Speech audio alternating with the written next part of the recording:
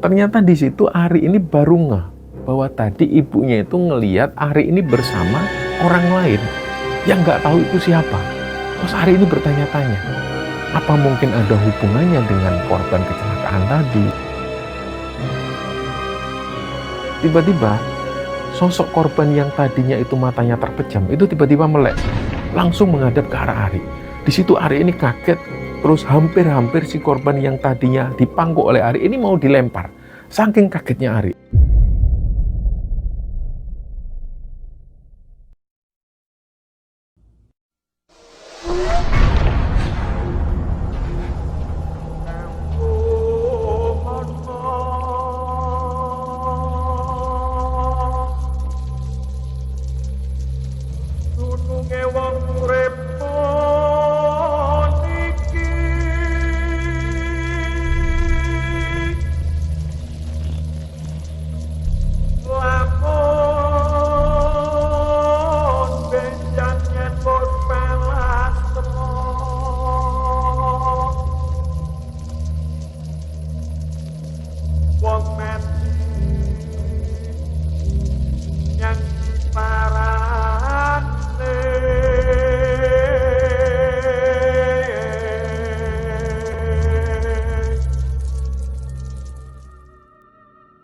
Bismillahirrahmanirrahim. Assalamualaikum warahmatullahi wabarakatuh. Sobat Kembar Sunyi dimanapun teman-teman berada.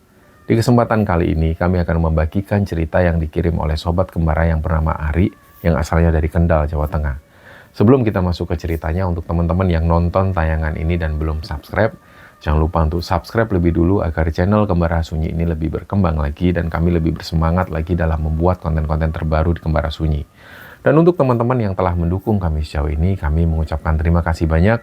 Semoga amal kebaikan teman-teman dibalas kebaikan berlipat oleh Allah Subhanahu wa Ta'ala.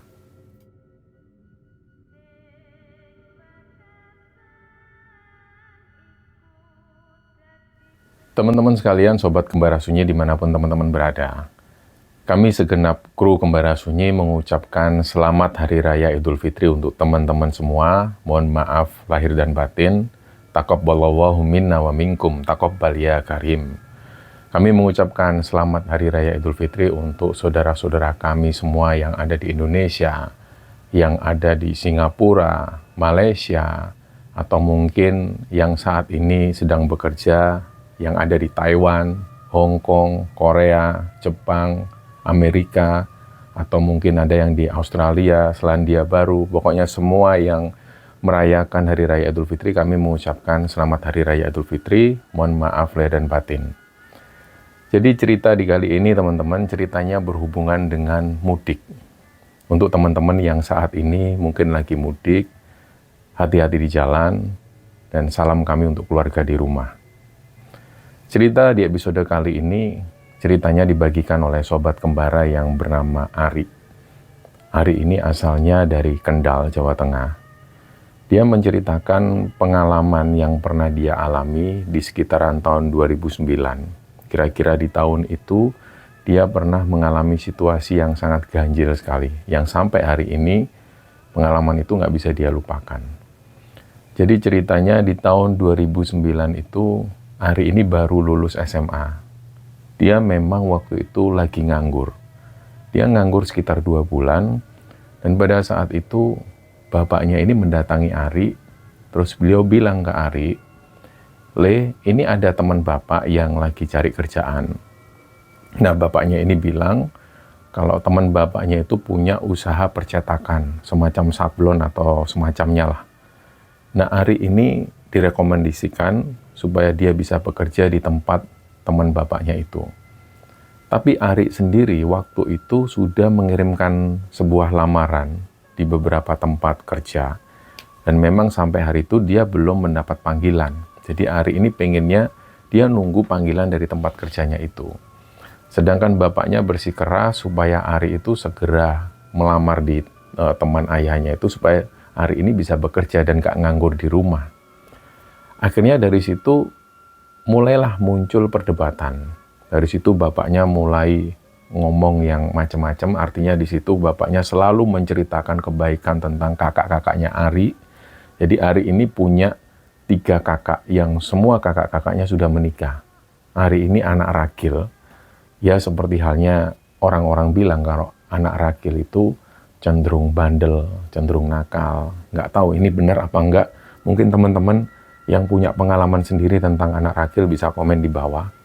Tapi di situ Ari memang menyadari dia ini memang sedikit bandel. Artinya dia sering banget membantah orang tuanya. Dan itulah puncak-puncaknya adalah di tahun 2009 ketika bapaknya meminta Ari untuk kerja di tempat teman bapaknya itu dan Ari menolak. Akhirnya keesokan harinya muncullah perdebatan lagi antara Ari dan bapaknya. Terus di situ ibunya Ari pun ikut-ikutan. Sebenarnya di situ ibunya ini nggak ikut untuk menyalahkan Ari, tapi beliau itu pingin menengahi. Beliau nggak kepingin Ari bertengkar dengan bapaknya. Tapi di hari itu ada perkataan yang membuat Ari ini benar-benar tersinggung, sampai kemudian Ari ini akhirnya langsung mengambil beberapa bajunya. Dia punya HP, HP-nya pun itu ditinggal di kamarnya, terus dia hanya bawa barang secukupnya dan dia punya uang sekitar 200.000. Dia pun pergi tanpa pamit ke bapak dan ibunya. Ketika dia keluar dari rumah, Ari ini masih jalan kaki. Dia jalan kaki menuju ke jalan raya dan dia nggak tahu tujuannya ini mau kemana. Awalnya yang ada di pikiran Ari, dia pengen keluar ya mungkin dia mau ke rumah temennya nginep bareng 1 atau 2 hari. Biasalah waktu itu memang dia ini lagi buntu. Dia butuh keluar dari rumah, harapannya supaya orang tuanya ini sadar diri. Ternyata begitu dia keluar di jalan raya, dia nggak punya pilihan. Beberapa teman-teman yang lain itu ada yang sudah kerja di luar kota, ada yang waktu itu lagi sibuk sendiri. Jadi Ari bingung dia mau kemana. Terus tiba-tiba di sebuah jalan raya dia melihat ada bis yang melintas. Bis ini adalah bis antar provinsi. Terus tiba-tiba Ari ini kepikiran, kira-kira uang 200.000 ini cukup nggak ya untuk ke Jakarta? Tiba-tiba terlintas begitu saja. Dan akhirnya dia pun menuju ke Jakarta naik bis ini. Terus setelah dia naik bis, sesampainya di Jakarta, dia bingung dia kemana. Pokoknya dia ada di satu daerah, dia berhenti di sana, dia jalan kaki, dia mau cari pekerjaan di sana. Akhirnya dia menuju ke satu toko, dia cari pekerjaan, dia bilang, saya mau kerja di sini Pak, apa boleh? Banyak toko-toko itu yang belum membutuhkan karyawan. Akhirnya dia jalan sampai dia sempat nginep itu 1 malam di emperan toko. Dia tidur di situ dan keesokan harinya dia jalan lagi. Terus sampailah dia di satu daerah, di daerah Jakarta Selatan, di daerah Mampang. Dia melihat di situ ada orang-orang yang lagi mengerjakan bangunan. Entah ruko, entah apa, waktu itu didatenginlah oleh Ari. Terus dia tanya, Mas, ini mandornya mana Mas? Terus ada salah satu orang yang di sana menunjukkan mandornya. Ari pun menuju ke mandor tersebut, dia bilang ke mandor ini, Pak, saya dari Jawa, saya butuh pekerjaan. Bapak butuh tukang nggak? Saya bisa Pak bantu-bantu. Terus akhirnya si mandor ini tanya ke Ari, coba lihat KTP-nya Mas. Setelah lihat KTP, akhirnya Ari dipersilakan untuk kerja di sana.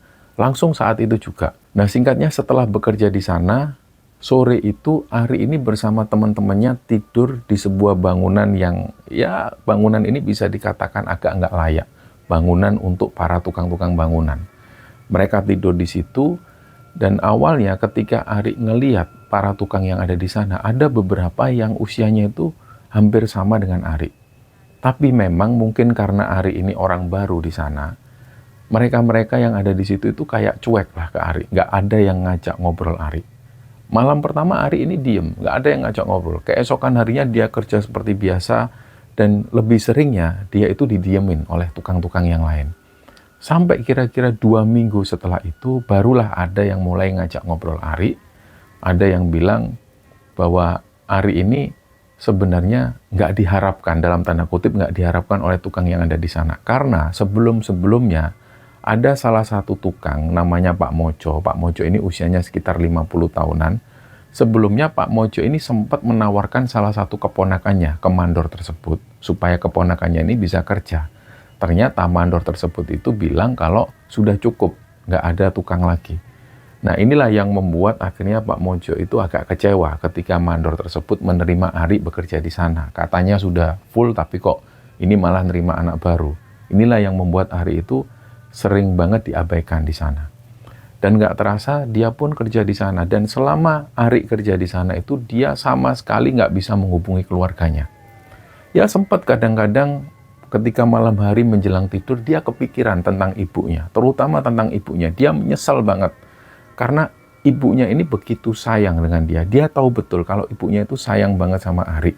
Ini hanya karena dia berbeda pendapat dengan bapaknya. Akhirnya membuat Ari pun juga nggak bisa tahu kabar soal ibunya. Ini yang waktu itu Ari ini benar-benar kepikiran.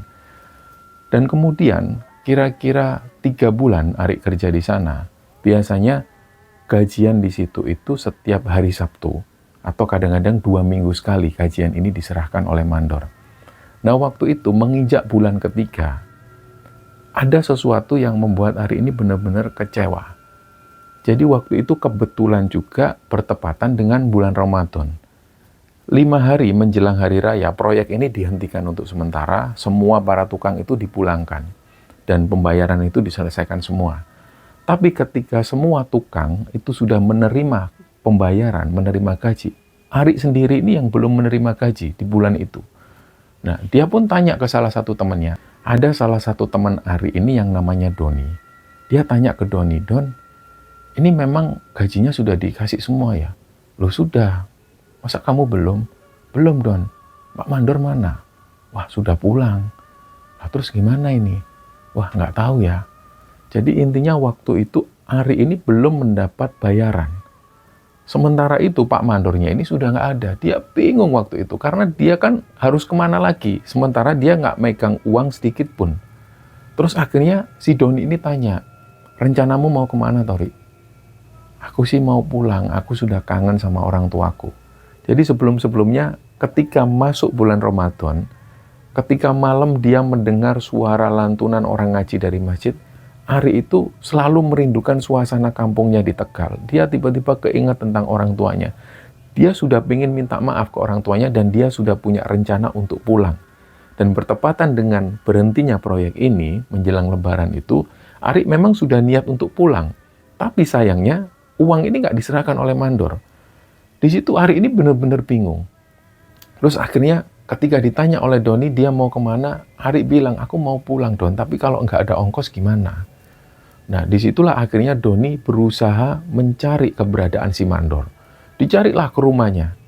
Di rumah itu ada istri dan juga anak-anaknya si mandor, tapi si mandor tersebut ini nggak ada di rumah. Ditunggulah oleh Doni dan Ari di situ sampai sekitar jam 11 malam. Ternyata si mandor ini nggak kunjung datang. Terus akhirnya si istri mandor ini bilang, coba dicari di daerah sana yang tongkrongan-tongkrongan biasanya bapak di sana. Coba cari di sana aja mas. Jadi jam 11 malam diantar oleh Doni, temannya Ari itu, mereka menuju ke tempat tongkrongan mandor. Ketika sampai di sana mereka juga nggak ketemu dengan si mandor ini. Nah akhirnya sampai sekitar jam 1 dini hari, mereka mulai bingung. Terus akhirnya si Doni ini bilang, dari kita pulang ke rumahku aja, Ri. Ya sudahlah. Ya udah, akhirnya mereka pulang. Jadi mereka ini naik motor.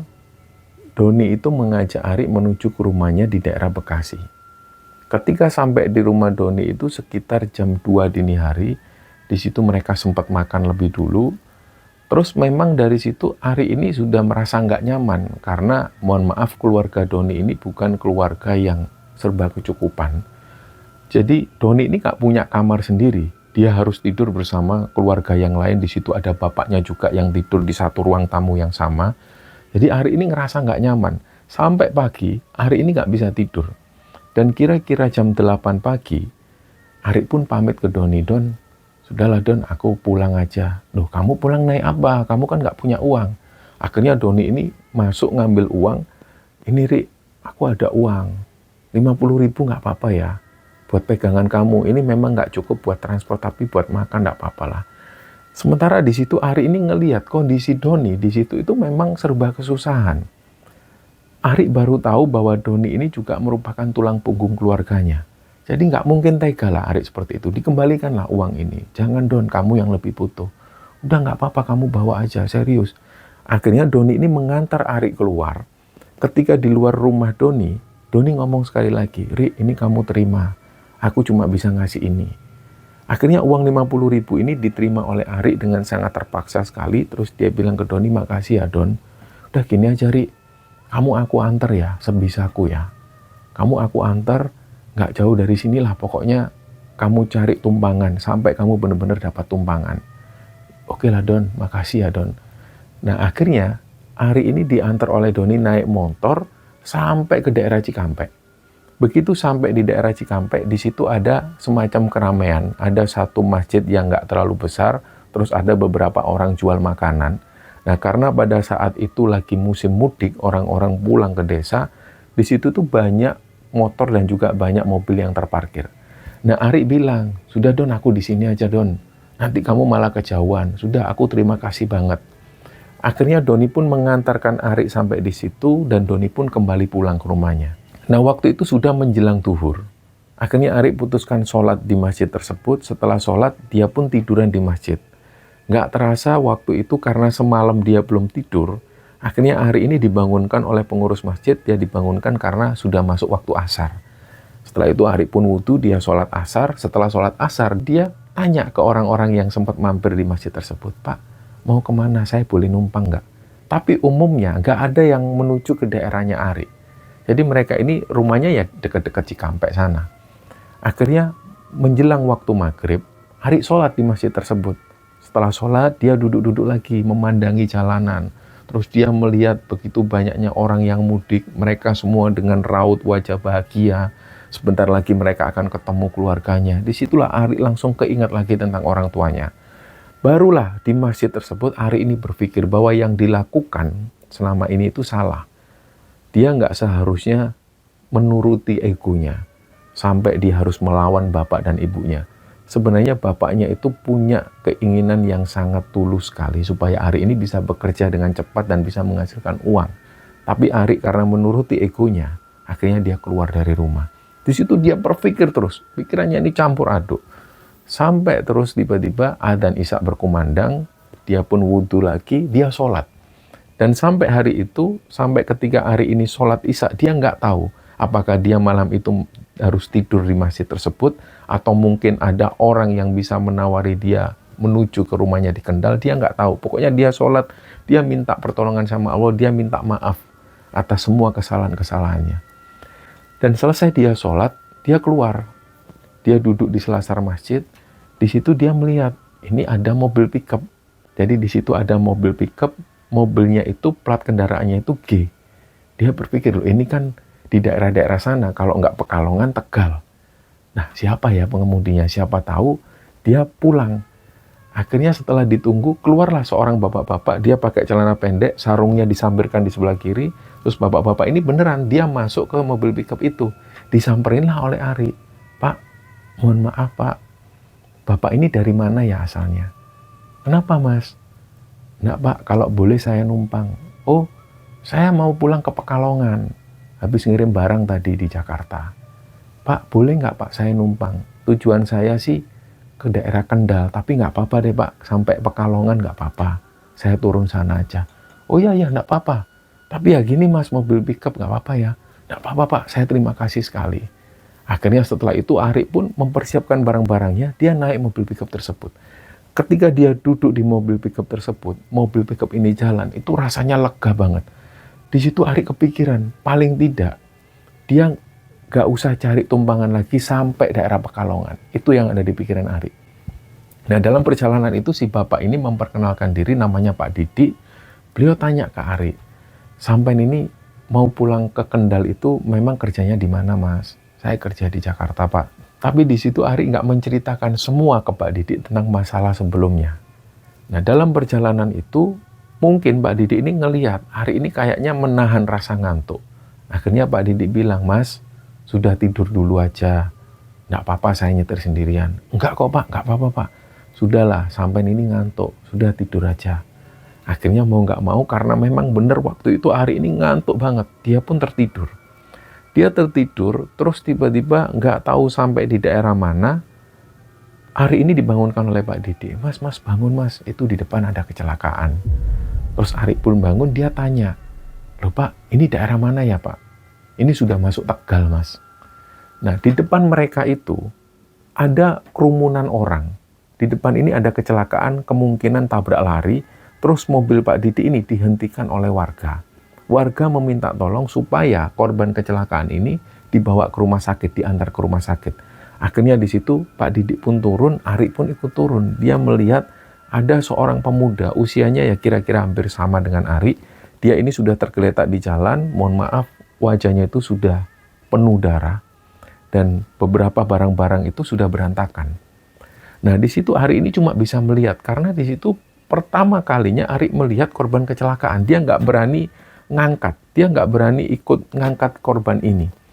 Terus akhirnya salah satu orang itu di situ bilang, "Pak, minta tolong ya Pak, diantar ke rumah sakit. Ini nanti biar barang-barangnya saya yang ngurus, sebentar lagi polisi datang. Ini harus segera dibawa ke rumah sakit Pak." "Oh iya, iya." Akhirnya Pak Didik cuma ngomong, iya, iya, iya.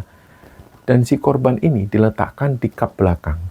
Ari yang waktu itu duduk di depan, dia akhirnya ikut menemani ke belakang. Karena dia merasa nggak nyaman kalau dia harus di depan, sedangkan korban kecelakaan di belakang sendirian.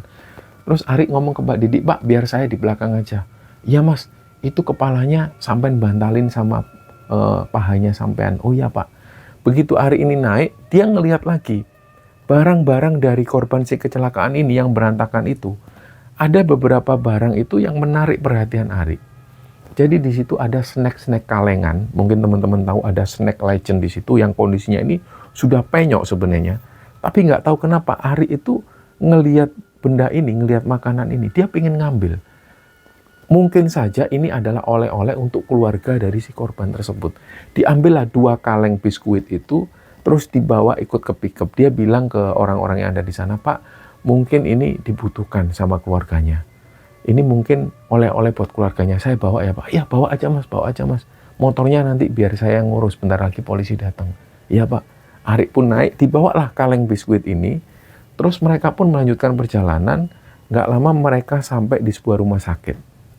Ketika sampai di sana, si korban ini langsung masuk ke UGD. Nggak lama kemudian, sekitar 1 jam, si keluarga ini datang. Nah, sebelumnya Ari ini sudah dipeseni oleh petugas yang ada di sana. Mas ini siapanya?" "Saya ini cuma orang lewat, suster. Saya orang lewat yang nolong si korban ini. Bisa tunggu di sini sebentar ya, nunggu keluarganya datang. Ini sudah mau dicarikan keluarganya." Jadi KTP si korban ini diambil oleh petugas rumah sakit. Alamatnya itu ternyata nggak jauh dari rumah sakit ini. Dia ini warga asli sana, yang mungkin si korban ini baru pulang mudik, terus kebetulan dia kecelakaan di sana. Akhirnya dari pihak rumah sakit mencari keberadaan dari keluarga korban. 1 jam kemudian keluarga korban ini datang. Terus di situ dia langsung ngelihat kondisi anaknya, si korban ini. Gak lama setelah itu suster bilang, mungkin si keluarga itu tanya, "Ini siapa tadi yang bawa sini?" Terus si suster menjelaskan, "Oh itu loh Mas, itu."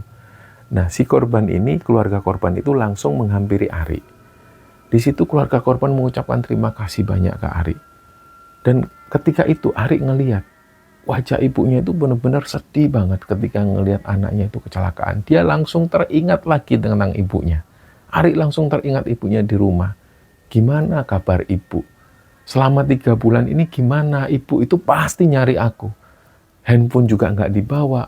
Langsung Ari ini meneteskan air mata ketika ngelihat ibu korban. Terus di situ Ari minta maaf, "Bu, saya minta maaf ya Bu." "Loh, buat apa minta maaf Mas? Ini saya tadi lihat ada kaleng biskuit yang dibawa oleh Mas ini. Ini saya bawa." Terus ibunya langsung memeluk Ari. Ibunya memeluk Ari, dia sambil nangis si ibu ini. Nah, Ari bingung, "Kenapa Bu, ibu kok nangis?" "Ya ini memang biskuit favorit saya. Yang saya makan itu ya cuma di hari raya Idul Fitri, dan itu memang sudah sering dibawakan kalau pas hari raya. Ini selalu dibawa." Akhirnya di situ Ari langsung neteskan air mata lagi. Entah apa yang membuat Ari ini akhirnya tadi mengambil biskuit tersebut. Ternyata betapa pentingnya biskuit ini untuk si ibu-ibu tersebut. Ini oleh-oleh yang sangat berharga sekali lah, setiap tahun dinantikan. Nah, pada saat itu akhirnya Ari ini pulang. Dia pamit ke ibu-ibu tersebut. Dia bilang, "Mas, terima kasih banyak. Semoga setelah ini Masnya dapat rezeki yang banyak. Sudah bantu orang." "Ya Bu, saya pamit dulu Bu." Dia pun keluar. Nah, Pak Didik itu nunggu di depan mobil sana. Terus akhirnya Pak Didik bilang, "Mas, gimana? Sudah ketemu keluarganya?" "Sudah Pak Didik." Ya sudah, ayo berarti kita lanjut pulang. Iya Pak. Nah, mereka pun lanjut pulang. Dalam perjalanan itu, ketika masuk daerah Pekalongan, Pak Didik ini masih melanjutkan perjalanannya. Loh Pak, sampai sini aja Pak. Pak Didik kan katanya rumahnya Pekalongan. Nggak apa-apa Mas, saya antar sampai Kendal. Udah, deket aja kok, nggak apa-apa. Jangan Pak, saya kasihan sama Bapak. Sudah, nggak apa-apa. Tadi kita sudah bantu orang, saya juga kasihan. Saya tahu Masnya pasti nggak punya uang. Udahlah, saya antar sampai Kendal. Nah, di situ Ari ini merasa beruntung sekali. Ada yang mengantar dia sampai ke Kendal padahal dia nggak punya uang. Dan ketika sampai di daerah Kendal, Ari bilang ke Pak Didik, sudah Pak, sini aja Pak, rumah saya agak masuk ke sana, mobil nggak bisa masuk. Saya ngucapin terima kasih sama Bapak, sudah mengantar saya sampai sini. Dan akhirnya si Pak Didik ini pun pulang. Dia jalan. Waktu itu kira-kira sudah hampir subuh. Ari jalan memasuki gang rumahnya. Dari jauh sudah kelihatan rumahnya Ari, tapi rumah ini dalam keadaan tertutup. Akhirnya dengan perasaan yang serba deg-degan, dia ketuklah pintunya. Dok, dok, dok. Assalamualaikum. Gak lama kemudian keluarlah ibunya Ari. Langsung di situ ibunya Ari ini nangis sejadi-jadinya. Ari itu dipeluk. Nah, ibunya itu langsung menuju ke dalam. Dia mempersiapkan tempat tidurnya Ari, disiapkan makan dan lain sebagainya. Terus Ari duduk di situ. Nggak lama kemudian ketika ibunya ini bawa makanan, si ibunya ini heran. Dia kayak ngelihat kanan kiri. Loh Mas, temennya mana tadi? Di situ Ari ini agak bingung. Loh, temen mana sih Bu? Loh sampean tadi kan sama temennya tadi di depan. Ari di situlah langsung merinding. Wah, wong Ari ini datang sendirian kok Bu. Loh enggak, tadi temennya mana? Si ibunya ini keluar rumah, beliau itu noleh kanan kiri. Temennya mana Mas? Mandi. Saya ambilkan anduk ya, ibu ambilkan anduk. Ternyata di situ Ari ini baru ngeh bahwa tadi ibunya itu ngelihat Ari ini bersama orang lain yang nggak tahu itu siapa. Terus Ari ini bertanya-tanya, apa mungkin ada hubungannya dengan korban kecelakaan tadi? Udahlah. Terus dia menjelaskan ke ibunya, Bu, Ari itu datang ke rumah ini sendirian. Nggak ada siapa-siapa, Ari sendirian. Terus akhirnya ibunya ini baru bisa memahami, oh mungkin ibu tadi salah lihat ya Mas. Emang ibu tadi ngelihat apa? Ada temennya Mas Ari tadi di belakangnya Mas Ari, dia ini berdiri. Dijelaskan oleh ibunya, dia pakai jaket merek motor. Jadi jaket hadiah motor, terus dia ini pakai celana jeans, tapi celana jeansnya itu sobek. Kata ibunya, si temennya Ari ini diam terus. Lah pas ibunya ngomong seperti itu, ibunya menjelaskan bahwa si temennya ini pakai jaket motor, merek motor itu, langsung Ari ini merinding karena dia ingat korban yang ditolong di Tegal itu, posisinya itu pakai jaket motor, pakai jaket merek motor. Jadi disitulah Ari ini merasa heran, kok bisa ibunya ngelihat sosok yang semacam ini. Akhirnya dijelaskanlah oleh Ari, Bu, tadi itu Ari ini bareng bapak-bapak naik pickup. Di Tegal, Ari itu sempat nolong korban kecelakaan. Korbannya itu persis seperti yang dijelaskan oleh ibu. Dia pakai jaket merek motor. Nah, ibunya itu kayak nggak percaya. Innalillahi wa inna ilaihi raji'un. Loh, ibu kenapa kok ngomong itu? Innalillahi wa inna ilaihi raji'un. Enggak kok, perasaan ibu nggak enak. Ibu merinding banget. Ya sudahlah Bu, diabaikan aja. Terus ibunya bilang, sudah Mas Ari mandi dulu Mas sebelum tidur Mas. Akhirnya dari situ Ari pun tidur, sampai setelah Ari ini mandi, sampai setelah dia sholat subuh, dia belum ketemu bapaknya. Terus di situ Ari memberanikan diri, dia tanya ke ibunya, Bu, bapak mana? Bapakmu ini lagi ada kerjaan, sudah 2 hari ini, katanya nanti malam takbir itu baru pulang. Oh ya sudah, Ari ini mau minta maaf. Ari minta maaf ke ibu, Ari sudah keluar dari rumah tanpa pamit. Terus di situ ibunya memaafkan. Dan Ari di situ akhirnya nangis sesenggukan. Dia nggak bisa membayangkan betapa gelisahnya ibunya selama 3 bulan itu. Ketika Ari nggak ada di rumah. Dan dia menunggu momen kepulangan bapaknya. Akhirnya setelah itu sekitar jam 6:30 pagi Ari pun tidur. Dia kembali ke kamarnya. Dia ngelihat lagi kamarnya yang sudah lama nggak dia lihat selama 3 bulan itu. Akhirnya dia baru kali itu dia tidur di kamarnya. Dalam tidurnya itu, tiba-tiba Ari ini mimpi. Dia mimpi dia berada di mobil pickup lagi mangku si korban kecelakaan itu. Nah, posisi korban kecelakaan ini matanya itu terpejam. Terus tiba-tiba Ari ngeliat terus ke wajah si anak ini. Wajahnya itu kok lama-lama kok mirip banget sama Ari. Dilihat rambutnya itu juga dibelah samping, persis sama Ari. Bibirnya juga mirip dengan Ari. Dia lihat terus. Tiba-tiba sosok korban yang tadinya itu matanya terpejam, itu tiba-tiba melek. Langsung menghadap ke arah Ari. Di situ Ari ini kaget. Terus hampir-hampir si korban yang tadinya dipangku oleh Ari ini mau dilempar. Saking kagetnya Ari. Terus tiba-tiba si korban kecelakaan ini duduk. Nah ini terjadi di mimpi. Si korban ini duduk. Terus dia bilang ke Ari, "Mas, suwun ya mas, wis nolong aku mas." Setelah itu dia tidur lagi. Nah disitulah Ari ini merinding. Terus dia itu kebangun dari tidurnya. Dia lihat jam, sudah jam 11 siang. Terus ibunya bilang, "Le, tadi ibu sudah telepon bapakmu. Katanya bapakmu ini nggak pulang malam takbiran. Insya Allah nanti malam pulang." "Oh iya bu, saya tunggu bu. Saya mau minta maaf sama bapak." "Ya wis Le, terus kamu ini mau kemana?" Nah hari ini rencananya dia mau menuju ke rumah salah satu temennya yang sudah lama nggak dikunjungi. Dia ambil HP-nya, dia pamit ke ibunya, dia naik motor menuju ke rumah salah satu temennya itu. Begitu sampai di rumah salah satu temennya ini namanya Soleh. Si Soleh itu juga agak kaget. "Loh Ri, kamu kemana aja Ri? Kamu dicari sama orang tuamu Ri." Terus di situ Ari cerita bahwa dia ini minggat selama 3 bulan. Nah Soleh menyadari hal itu, memang Ari ini keras kan orangnya. Terus nggak lama setelah itu Ari cerita, "Leh, ketika pertama kali aku pulang, ibuku itu ngelihat, katanya ada orang yang sama aku. Memang sebelumnya aku ini nolong korban kecelakaan." Nah kenapa Ari ini cerita ke Soleh? Karena Soleh itu bisa ngelihat makhluk yang tak kasat mata. Terus ketika mendengar ini dari Ari, Soleh bilang, "Yori, yang namanya seperti itu, kamu nolong korban kecelakaan, kita nggak tahu. Emang kamu yakin kalau korbannya itu selamat, nggak meninggal?" "Ya nggak tahu juga Le, karena aku sudah pulang." "Ya udahlah, baiknya kamu sholat gaib aja lah untuk dia. Kayaknya aku sih feelingnya dia itu nggak selamat, Ri. Dia meninggal karena ibumu sudah ngeliat." "Iya Le, aku juga mimpi Le. Di mimpi itu aku gendong si korban ini, terus dia melek matanya. Nggak lama kemudian dia ngucapin terima kasih." Nah Soleh akhirnya ngomong, "Udah Li, kamu sholat gaib aja Ri." Nah setelah ngobrol dengan Soleh itu, Ari ini pulang. Begitu sampai di rumah, Ari pun langsung sholat gaib. Ya sholat gaib, tapi dia nggak tahu ini anak namanya siapa. Yang penting dia membayangkan wajahnya seperti itu. Dia membayangkan ketika pertama kali si anak ini ditolong oleh Ari, dia membayangkan itu sambil dia sholat gaib. Setelah dia sholat gaib, Ari ini sempat zikir. Dia memejamkan mata. Terus tiba-tiba dia dengar lagi di telinga bagian kanannya ada suara laki-laki. Suaranya itu, "Suara mas." Itu suaranya ini jauh banget. Tapi Ari itu bisa mendengar jelas. Terus Ari buka mata, dia noleh ke kanan, gak ada siapa-siapa di situ. Sampai pada akhirnya malam itu bapaknya Ari ini datang.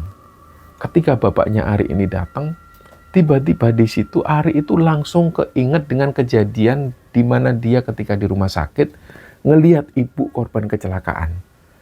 Ari itu langsung ingat betapa selama ini bapaknya itu mencari Ari. Betapa Ari itu selama ini salah dengan bapaknya. Langsunglah dipeluk bapaknya itu, "Pak, saya minta maaf ya Pak sama Bapak. Saya selama ini salah." Di situ setelah Ari minta maaf, bapaknya itu cuma bilang, "Iya, enggak apa-apa nak, enggak apa-apa nak." Bapaknya pun juga nangis waktu itu. Bapaknya mengakui salah, Ari pun juga mengakui salah. Akhirnya mereka di situ makan bareng. Nggak lama setelah itu, kakak-kakaknya Ari ini pun datang dari luar kota semua. Nah, di malam takbir, ketika itu Ari ini ikut takbiran bersama kakak-kakaknya dan juga keponakan-keponakannya. Dia menuju ke masjid untuk takbiran. Setelah itu dia pulang. Si Ari ini pulang. Terus dari kejauhan, karena di rumah Ari ini kan lagi rame. Ada kakak-kakaknya, ada istri dari kakak-kakaknya, dan juga keponakan-keponakannya di situ. Dari kejauhan itu, Ari ngelihat rumahnya ini rame banget. Rame banget. Jadi terasa hidup. Di situ Ari sempat berhenti sebentar. Dia rangkullah keponakannya itu, dia ngelihat ke arah rumahnya. Betapa senangnya dia di malam itu. Di situ Ari ini sempat meneteskan air mata. Dia bahagia banget, akhirnya dia bisa pulang ke rumah. Dia bisa ngelihat kebahagiaan itu, dia bisa berkumpul bersama keluarga. Terus gak lama kemudian, sekilas Ari ngelihat di antara keluarganya itu, ada salah satu korban kecelakaan yang dia tolong. Dia berdiri di situ dan dia ini ikut ketawa-ketawa. Duh, dia kaget. Akhirnya Ari cepet-cepetan menuju ke rumahnya. Ketika dia sampai di rumahnya, dia nyari keberadaan si laki-laki korban kecelakaan itu. Karena Ari itu ngelihat jelas si laki-laki tadi itu ikut nongkrong bersama kakak-kakaknya yang lain dan ikut ketawa-ketawa. Ari ini sempat tanya ke salah satu kakaknya, "Mas, tadi ada laki-laki ya seumuran aku. Dia kesini." "Nggak ada, Ri. Kamu ngomong apa sih, Ri?" "Ya udahlah, berarti dia salah lihat." Udah itu aja. Akhirnya dia masuk kamar dan dia pun tidur. Dalam tidurnya ini, untuk kedua kalinya, Ari ini mimpi lagi ketemu korban kecelakaan tersebut. Dia jalan sama Ari bareng menuju ke sebuah bangunan. Bangunan ini nggak jelas seperti apa, kayak masjid, tapi juga kayak goa. Terus ketika di situ, si laki-laki ini jalan lebih dulu dan tidak memperbolehkan Ari untuk ikut. "Sampai di sini aja, Mas. Sampai sudah cukup bantu saya. Ini cuma saya aja yang masuk sini. Sampai jangan dulu." Terus akhirnya si laki-laki ini masuk. Begitu ada di mulut gua yang mirip masjid itu, si laki-laki korban kecelakaan ini noleh ke Ari. Nggak lama kemudian dia menghampiri Ari lagi. Terus dia merangkul Ari, terus dia bilang ke Ari, "Sampai mumpung masih ada orang tua, Mas, jangan disia-siakan. Yang di rumah itu cuma ibu saya belum sempat pamit sama ibu saya. Udah ya, Mas, ingat pesan-pesan saya." Terus dia pun pergi, masuk ke dalam gua. Itu ketika mendengar kata-kata ini dari salah satu korban kecelakaan itu, Ari langsung meneteskan air mata. Sampai-sampai dia ini nangis sesenggukan. Dan ketika dia bangun dari mimpinya itu, Ari ini masih nangis sesenggukan. Ketika itu sudah jam 2 dini hari, di mana rumahnya ini sudah sepi, kakak-kakaknya dan juga keponakan-keponakan yang lain ini sudah tidur di situ. Ari ini masih nangis sesenggukan. Dia langsung menghampiri ibunya, diciumlah kaki ibunya, dia minta maaf. Nggak lama kemudian dia cium kaki bapaknya, dia minta maaf. Bapak dan ibunya ini bangun, "Kamu kenapa, Ri?" "Pak, saya minta maaf, Pak." Ari merasa bersyukur masih punya bapak sama ibu. Bapak sama ibu ini pahalanya Ari. Ari minta maaf betul, Pak. "Wes tole iya le, yang sudah ya sudah. Wes yang penting kita semua sudah kumpul di sini. Wes Bapak seneng ngelihat kamu pulang." "Ya, Pak." Ari minta maaf, dia sambil nangis sesenggukan. Jadi setelah itu Ari pun berpikir banyak pelajaran ketika dia menolong korban kecelakaan ini. Dan atas izin Allah, dia pun dipertemukan di mimpi dengan korban kecelakaan itu, sampai si korban kecelakaan ini ngasih wejangan ke Ari. Dan itu semua atas izin Allah. Dan dari situlah sampai hari ini, Ari itu benar-benar gak pernah berani sedikit pun untuk membantah orang tuanya. Dan apalagi ketika ayahnya itu pergi meninggalkan Ari, beliau meninggal dunia di tahun 2017, pada saat itulah dia benar-benar kehilangan sosok ayahnya. Dan saat ini Ari hanya memiliki sosok ibunya, dia eman-eman betul. Dia sayangi betul ibunya. Meskipun sampai hari ini Ari sudah menikah dan dia sudah punya anak, dia sudah nggak tinggal lagi di Kendal. Tapi sebisa mungkin 2 minggu sekali atau 1 bulan sekali dia harus mengunjungi ibunya. Dia harus tahu kabar ibunya. Apalagi di momen lebaran seperti ini adalah saat yang tepat untuk kembali berkumpul bersama keluarga. Dan cerita inilah teman-teman yang dibagikan oleh Ari pada Kembar Sunyi. Dan semoga di momen lebaran kali ini, kita bisa memanfaatkan betul momen lebaran ini untuk kita bisa saling bermaafan dengan sesama, dengan orang tua kita, dengan siapapun itu. Kita lebur semua amarah-amarah kita menjadi sebuah maaf. Selamat Hari Raya Idul Fitri, mohon maaf lahir dan batin, mohon maaf kalau ada salah-salah kata. Wassalamualaikum warahmatullahi wabarakatuh.